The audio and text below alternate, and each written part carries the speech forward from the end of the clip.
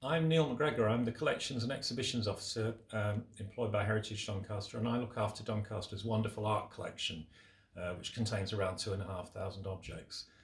Most of those objects are in great condition, but some of them, unfortunately, aren't so great. And we're currently trying to raise some money to conserve this painting of William Sheardown, who was two-time Mayor of Doncaster, by a Doncaster artist called William Beetham.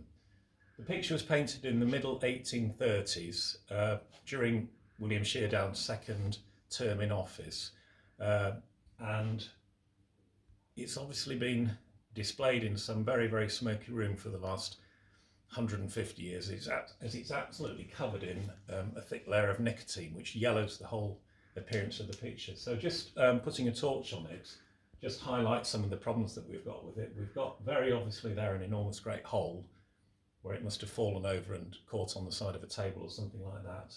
We've got this very strange cracking around the outside of it there, and this is where the canvas is rubbed on the frame at the back of the picture.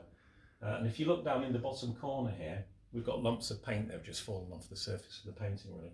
So not only is it discoloured with nicotine, cracked, there are lumps of paint falling off, and if they're not treated it'll get worse. So we're looking for about £5,000 to try and get the painting conserved.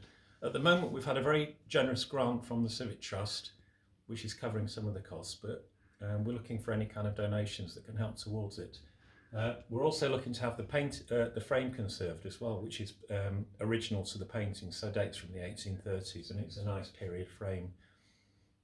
Sheardown was important not just as a mayor of Doncaster, but he was professionally he ran the Doncaster Gazette, and it was him that commissioned J.F. Herring to paint his celebrated series of the St. Ledger winners.